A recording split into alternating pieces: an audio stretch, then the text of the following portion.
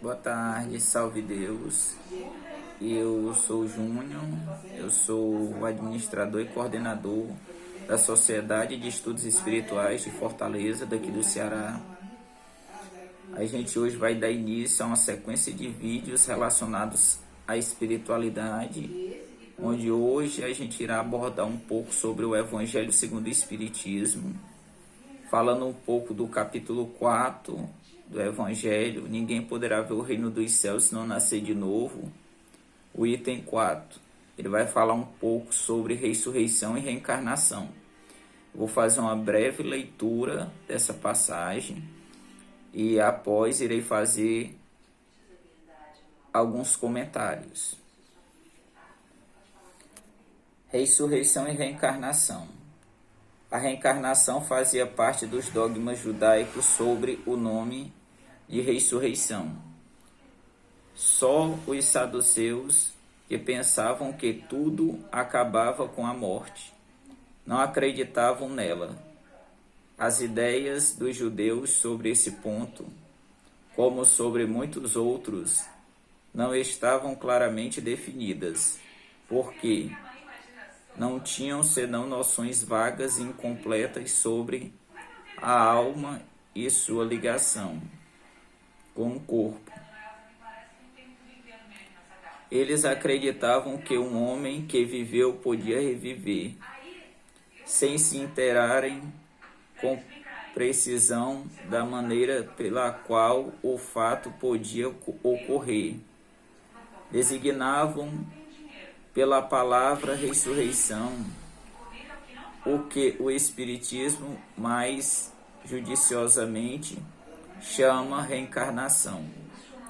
Com efeito, a ressurreição supõe o retorno à vida do corpo que morreu, o que a ciência demonstra ser materialmente impossível, sobretudo quando os elementos desse corpo estão desde há muito dispersos e absorvidos. A reencarnação é o retorno da alma ou espírito à vida corporal, mas em um outro corpo novamente formado para ela, e que nada tem de comum com o antigo. A palavra ressurreição poderia assim aplicar-se a Lázaro, mas não a Elias, nem aos outros profetas. Se, pois, segundo sua crença, João Batista era Elias, o corpo de João não podia ser o de Elias, uma vez que se tinha visto João criança e se conheciam seu pai e sua mãe. João podia, pois, ser Elias reencarnado, mas não ressuscitado. Salve Deus. Eu vou fazer um comentário a respeito dessa passagem que a gente pôde fazer a leitura. Nessa passagem, ele fala que na época dos judeus, né, a gente pôde observar que eles já acreditavam em reencarnação. Muitas vezes a gente acaba vendo, né, o termo, a palavra reencarnação e acaba achando que é uma palavra ou é algo novo, né? E nessa passagem mostra que na época dos judeus eles já acreditavam em reencarnação, só que eles não sabiam como explicar. Então, como eles não sabiam como explicar, eles chamavam de ressurreição, né? O que a ciência mostra que é impossível. Por quê? Porque ressurreição é a volta à vida, só que no mesmo corpo. E a ciência diz o quê? Que o corpo ele passa por um processo de decomposição. Já a reencarnação não. A reencarnação é a volta à vida, só que do mesmo espírito em um corpo diferente. É um corpo que foi criado especificamente para ele naquela encarnação, naquela existência. Então ele fala aqui na passagem que Somente com a vinda do Espiritismo, que é a terceira revelação, é que vai explicar um pouco mais sobre reencarnação, né? Porque são as três revelações, que é Moisés, a primeira revelação, o Jesus, a segunda revelação, e o Espiritismo, a terceira revelação. Para a gente diferenciar um pouco, né? Na época de Moisés era mais no olho por olho, dente por dente, né? Tem até alguns estudos que falam que as leis de Moisés era severo demais, né? Só que Moisés, ele um povo que foi liberto da escravidão no Egito, né? Viveu escravizado por 400 anos no Egito. E após a libertação, Moisés foi o escolhido para conduzir esse povo, guiar esse povo. E ele guiou esse povo num deserto, vamos dizer assim, sem ter um local fixo para ficar, né? E Moisés via que aquele povo tinha a moral fraca. Então as leis de Moisés foram criadas especificamente para aquele povo, porque Moisés via a condição moral daquele povo. Então um exemplo, né, que a gente dá é que o povo passou 400 anos escravizados no Egito e Deus liberta o povo. E aí tem a passagem no Evangelho que é quando Moisés ele sobe no monte, né? E ele desce com os 10 mandamentos, e quando ele desce, o povo está adorando um bezerro, né? Então Moisés via a própria passagem do Evangelho segundo o Espiritismo, que vai falar no capítulo 10, que é Bem-aventurados misericordiosos, que ele fala um pouco sobre perdão.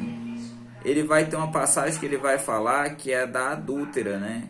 Que é quando os fariseus eles pegam uma mulher que foi pega em adultério e leva até Jesus. E diz que Jesus estava sentado no chão e riscando o chão com o dedo. E os fariseus perguntam: mestre, essa mulher foi pega em adultério. Segundo as leis de Moisés, nós deveremos apedrejá-la. O que vós dizeis que devemos fazer? E aí Jesus continua riscando com o dedo no chão. E aí eles perguntam novamente, repetem: diga, mestre, o que nós deveremos fazer? E aí Jesus pega e diz: aquele que não tiver pecado, que atire a primeira pedra, né? Porque assim, essa passagem mostra um pouco da segunda revelação, que é Jesus, porque Jesus vê o quê? Jesus falava de amor, Jesus falava de perdão, perdoai 70 vezes 7, né? Quando Pedro chega para ele e diz assim: mestre, quantas vezes deverei perdoar o meu irmão? Seria 7 vezes? Ele diz assim: não, eu não diria 7 vezes, mas 70 vezes 7, né? E também a gente vê um pouco das leis de Moisés, porque segundo as leis de Moisés, a mulher deveria ser apedrejada. Então às vezes você fica: poxa, mas a mulher deveria ser apedrejada. Mas será que Moisés queria que as mulheres que cometessem adultério fossem apedrejadas? Não. O que ele queria era justamente que as pessoas, né, o povo, ao ver a consequência pelos seus atos, pelas suas faltas, né, pelos seus pecados, vamos dizer assim, em relação ao Evangelho, em relação a Deus,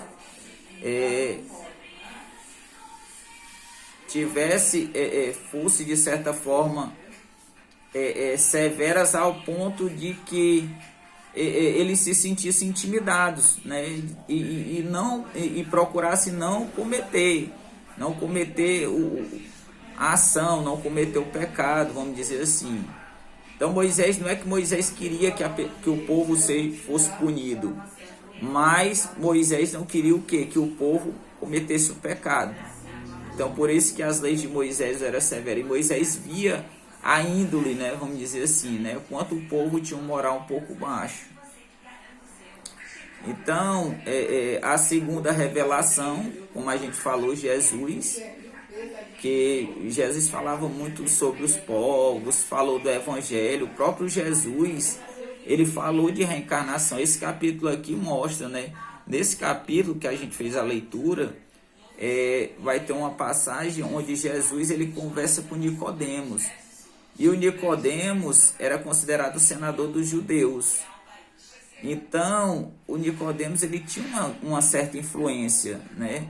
E o Nicodemos, numa conversa que ele tem com Jesus, ele chega para Jesus e diz assim: Mestre, nós sabemos que vieste da parte de Deus, porque do contrário, jamais seria capaz de fazer as coisas que tu faz.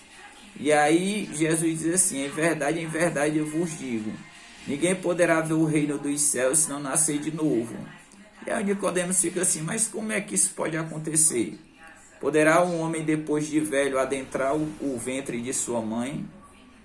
E aí Jesus repete o mesmo significado, né? Ele fala com o mesmo significado, só que com palavras diferentes. Jesus diz assim: em verdade vos digo, aquele que não nascer da água e da alma não verá o reino dos céus. E o Nicodemos fica assim: mas como é que isso pode acontecer? E aí Jesus dá meio que um puxão de orelha, né, no Nicodemos, porque Jesus diz assim: ora, se tu não consegue entender quando eu falo das coisas daqui, porque Jesus estava falando o quê? De reencarnação. Avalie, aí ele continua, né, dizendo: avalie se eu fosse falar das coisas na espiritualidade, né, do mundo espiritual, dos espíritos, né, vamos dizer assim. Então, isso mostra o quanto as pessoas naquela época tinham dificuldade, né, em entender sobre a espiritualidade, né, entender Jesus falando sobre a reencarnação.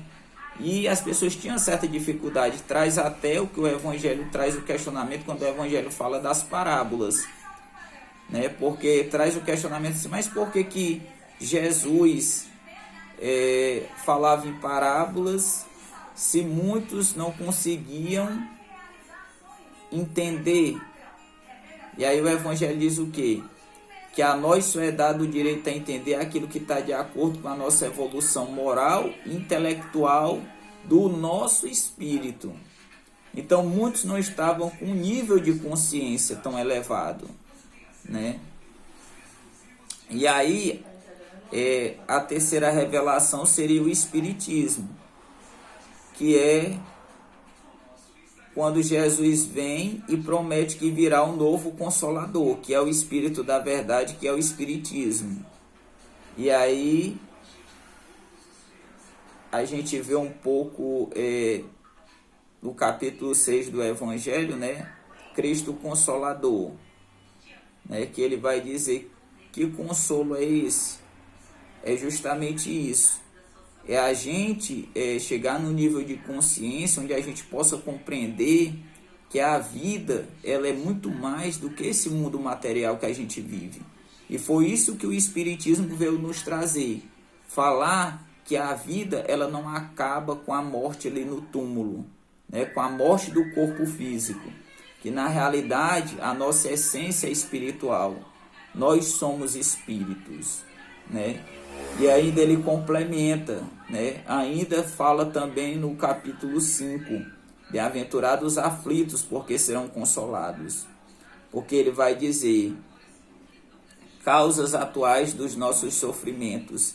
E aí ele também fala um pouco de reencarnação, até dizendo que a reencarnação é uma prova de amor de Deus para com a gente. Porque Deus ele não nos condena. Ele dá várias oportunidades da gente reencarnar várias vezes e poder reparar as faltas que nós cometemos. Através do quê? Do que o Evangelho traz, do amor, do perdão, do arrependimento, da caridade, da reforma íntima. que é o voltar-se para dentro de si mesmo e trabalhar as nossas imperfeições. Então, nesse evangelho de hoje, eu queria agradecer a todos, né?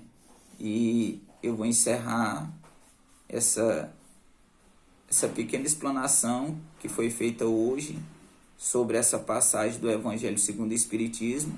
Em outro momento nós daremos continuidade, abordaremos mais assuntos relacionados ao Evangelho segundo o Espiritismo, né? Até mesmo dando continuidade a esse capítulo, que ele é um capítulo onde ele abrange mais conteúdos, onde a gente pode falar um pouco mais sobre ele e dar determinadas explicações. Só para finalizar, ele falou, ele na passagem que a gente leu, ele falou um pouco sobre o João, né?